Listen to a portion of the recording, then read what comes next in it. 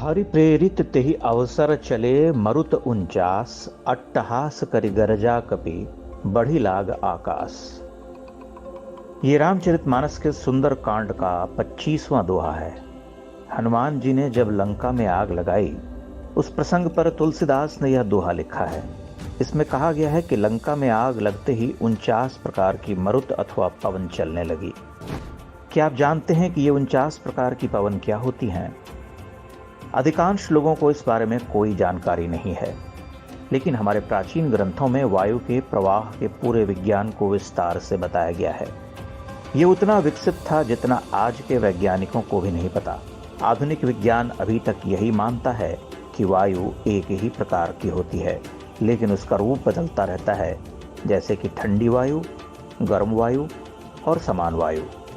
प्राचीन भारतीय ग्रंथों में वायु की 7 शाखाओं का वर्णन मिलता है। इन्हें सप्त वायु भी कहते हैं। ये पूरा वर्गीकरण यजुर्वेद, स्कंद पुराण और सूर्य सिद्धांत समेत कई ग्रंथों में मिलता है। जल के भीतर जो वायु है उसका अलग नाम दिया गया है और आकाश में स्थित वायु का नाम अलग है। अंतरिक्ष में जो वायु है उसका नाम अलग और पाताल में स्थित वायु का नाम अलग है। नाम अलग होने का मतलब यह है कि उसका गुण और व्यवहार भी अलग ही होता है।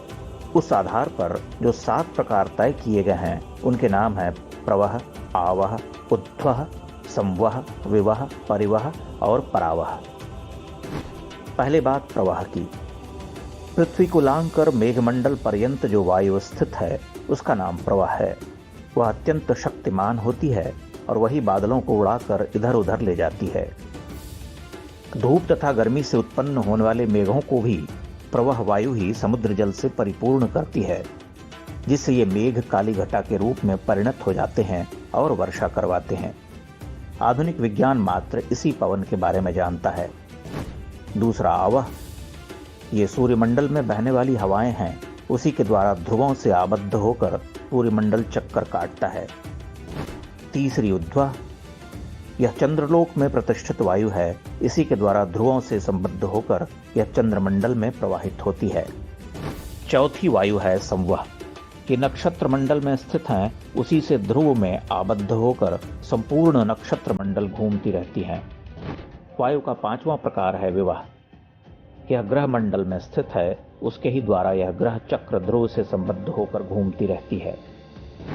छठा प्रकार है परिवह।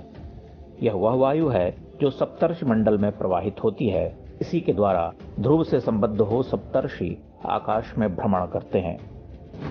वायु का 7वां प्रकार है परावह। इसी के द्वारा ध्रुव चक्र तथा अन्यान्य मंडल एक स्थान पर स्थापित रहते हैं। इन 7 वायु के 7 गण हैं, जो ब्रह्मलोक, इंद्रलोक, अंतरिक्ष लोक, भूलोक की पूर्व दिशा, भूलोक की पश्चिम दिशा, भूलोक की उत्तर दिशा और भूलोक की दक्षिण दिशा में विचरण करते हैं। इस तरह 7 गुणा 7 यानी 49 प्रकार के पवन होते हैं। वेदों में इन्हें मरुत कहा गया है, जो देवों के रूप में विचरण करते रहते हैं। सनातन वैदिक धर्म में प्रकृति के गूढ़ विज्ञान को देवताओं के रूप में समझाया गया है।